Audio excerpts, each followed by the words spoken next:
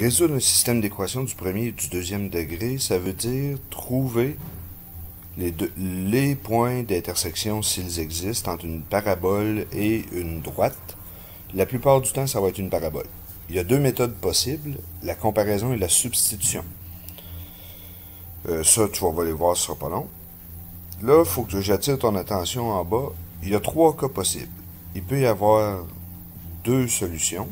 Donc, la courbe se fait croiser à deux endroits. Aucune solution, la courbe se croiserait nulle part. Ou une seule solution, ça croiserait à un seul endroit. Donc, selon ce que tu arriveras, ça se peut que tu arrives avec une, deux ou zéro solution. C'est sûr que dans les examens, si tu arrives avec aucune solution, tu t'es probablement trompé. Fait que tu essayes de recommencer et tu essayes de trouver ton erreur. Donc, la comparaison, c'est comme tu es habitué de faire. On fait y1 égale y2. Ici, on voit que c'est possible parce que nos deux y sont déjà isolés.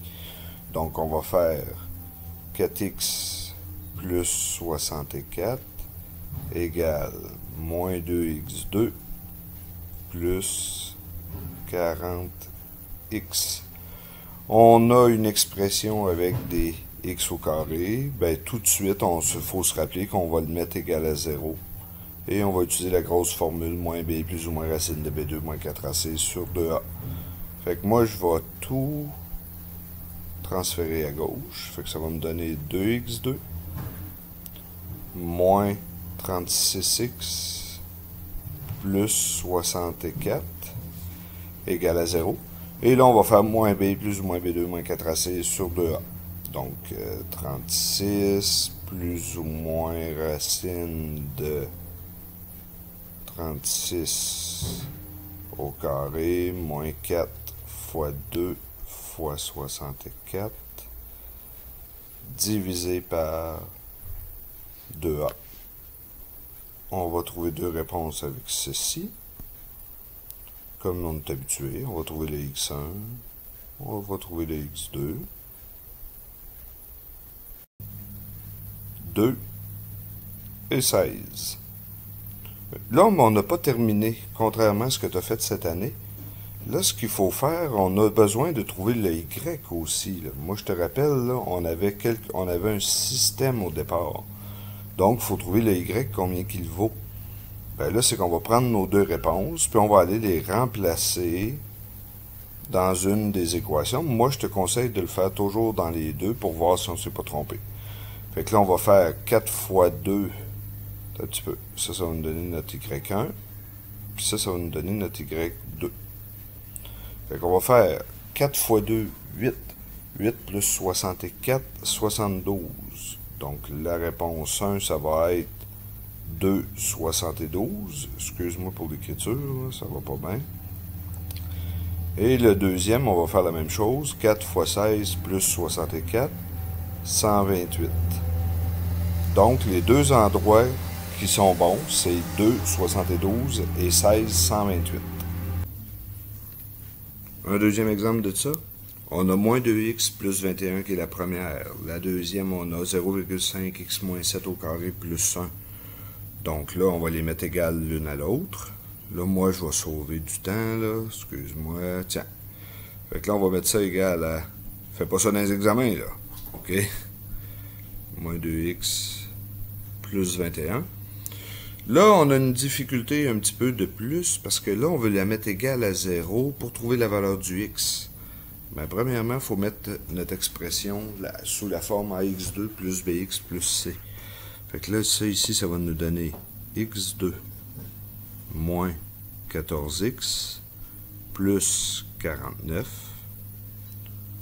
Tout ça est multiplié par 0,5 et il y a un plus 1 qui est encore ici. Fait que là, on va faire 0,5x2 moins 7x plus 24,5. Mais je vais tout de suite ajouter le 1, donc plus 25,5. Là, je vais prendre ce qu'on avait ici. On va le mettre en noir. Et on va le mettre à gauche pour avoir égal à 0. Donc, on va faire plus 2x moins 21 égale à 0. Là, ça va nous donner 0,5x, 2,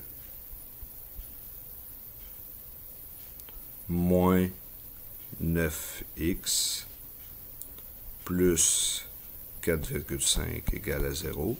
On fait moins b plus ou moins b2 moins 4ac sur 2a.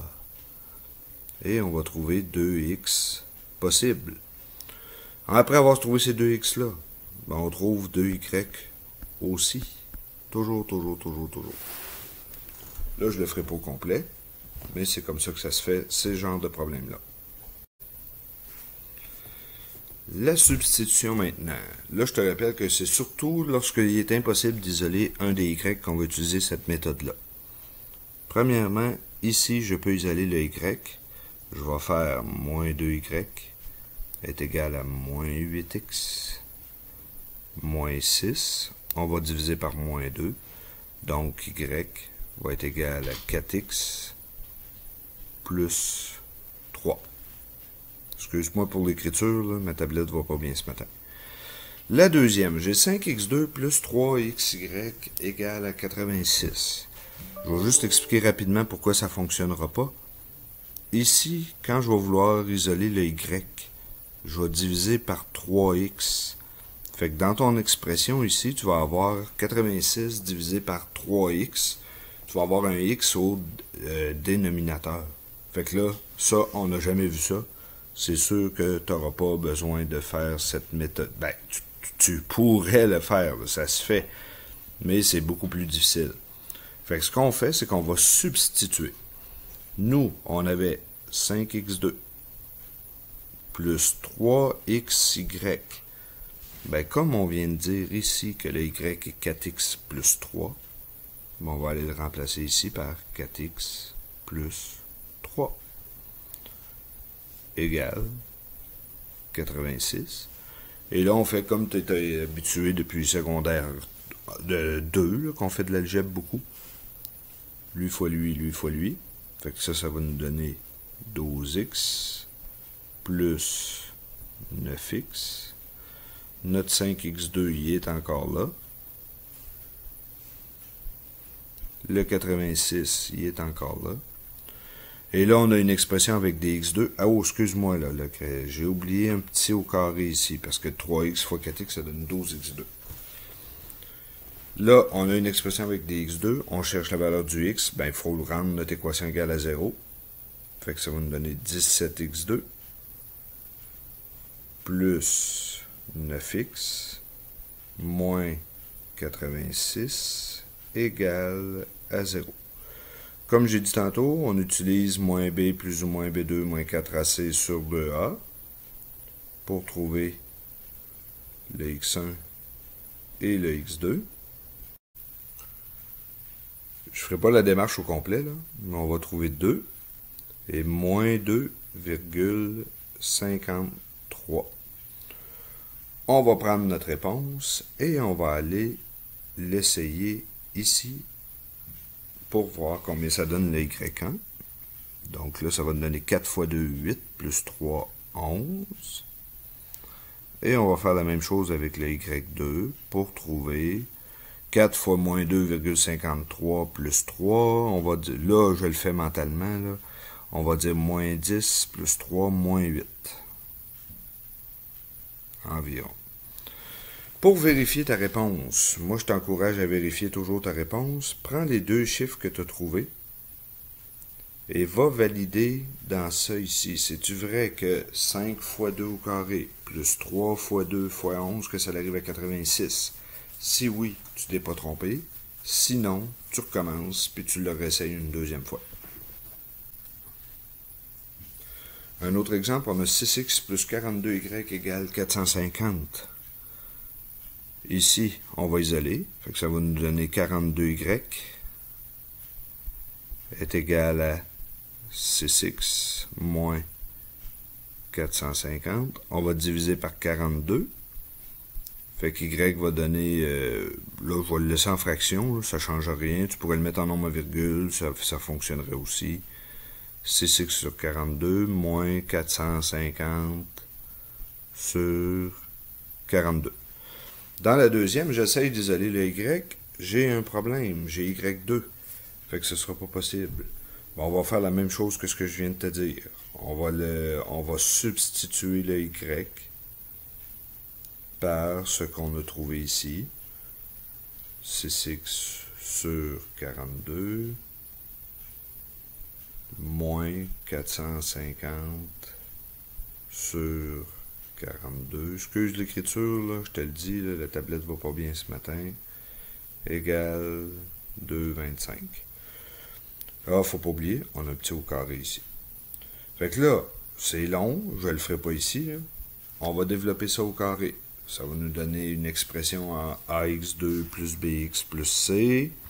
On va additionner notre x2. On va mettre ça égal à 0, puis faire moins b plus ou moins b2 moins 4c sur 2a. Comme tu peux voir, ce genre de problème-là, c'est long. C'est pour ça que quand il y en a dans l'examen, il y en a seulement un tout le temps. Puis il faut que tu prennes ton temps pour le faire. Je te montre 2 exemples de problèmes, comment les partir, puis tu pourras les essayer pour voir si tu es capable de les faire. Le premier exemple, c'est celui-ci. Détermine les mesures du triangle rectangle ci-dessous, sachant que son périmètre est de 30. Ben, on va s'occuper du périmètre de 30. On voit qu'on a x plus y égale, plus 12,5 égale 30. Puis là, vu qu'on a un triangle rectangle, ben, l'autre chose qu'on peut sortir de cette affaire-là, c'est que x au carré plus y au carré va me donner 12,5 au carré. On vient de trouver un système. Puis avec ce système-là, on va remplacer, on va substituer. Donc, j'essaie d'avoir de l'espace pour travailler, mais ça ne fonctionne pas. Fait que j'isole le y dans celle-ci. Ça va me donner y va être égal à moins x, 12 moins 12, 30 moins 12,5, 17,5, plus 17,5. Et je vais aller substituer dans x au carré, plus y au carré qui va devenir moins x, plus 17,5 au carré, égale 12,5 au carré. À partir de là, je vais te laisser l'essayer si tu veux.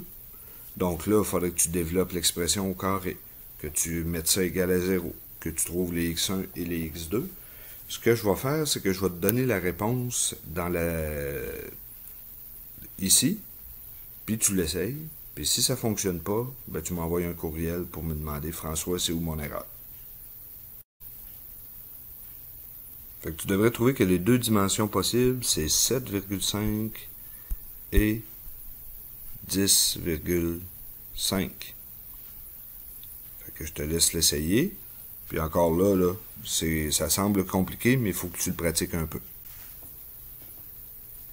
Un autre exemple. Dans la forme ci-dessous, tous les carrés sont isométriques et tous les rectangles sont isométriques.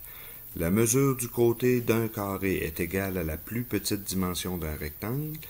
L'aire totale des 5 rectangles et des 6 carrés est de 5799,04. La longueur des 5 pièces de céramique situées au bas du rectangle est de 124 cm. Quelle est la hauteur totale du rectangle qui est là?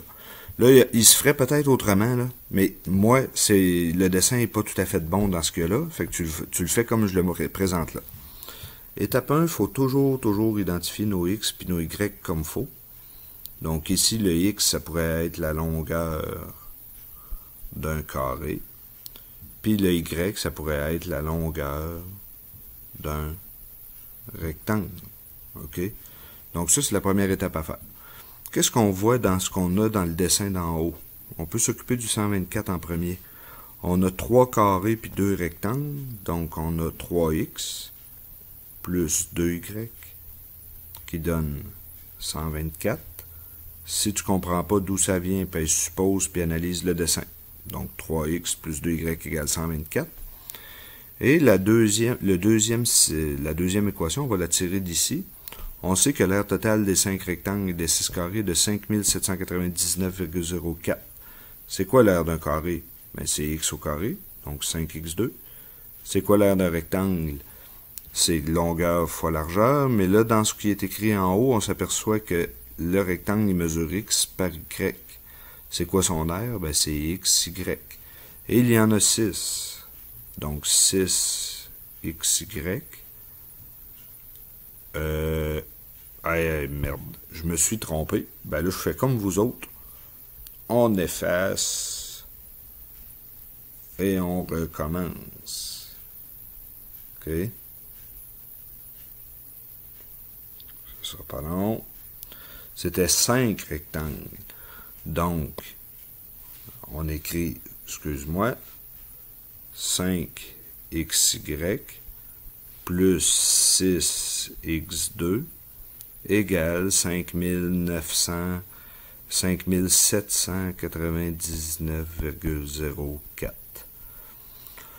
Là, je le ferai vraiment pas au complet. L'étape 1, on isole le y. L'étape 2, on va remplacer notre y ici. Étape 3, on met tout ça égal à 0 pour trouver le x et le y. Fait qu'encore là, je vais te laisser l'essayer si tu veux. Et il faudra que tu trouves pour le x et le y les valeurs suivantes. Fait que je t'encourage à l'essayer. La réponse, ça va être que le x vaut 20,8 et le y vaut 30,8. Là, j'attire ton attention, tu vas trouver un autre x en faisant moins b plus ou moins b2 moins 4ac sur 2a. Il vaut 188,9, quelque chose comme ça. Sauf que lui, il va être à rejeter cette valeur-là. Là, tu as juste à mettre un x à l'examen, puis écrire à côté « à rejeter ». Pourquoi il est à rejeter? Ben, le x ne peut pas valoir 188 si la longueur totale des 5 ici, des 5 morceaux, est de 124. Fait que c'est un non-sens. On fait juste l'écrire à rejeter à côté, puis on laisse tomber cette donnée-là. Fait que j'espère que ça t'a éclairé un peu. Voici comment faire ça. Tu peux le réécouter une deuxième fois pour être sûr.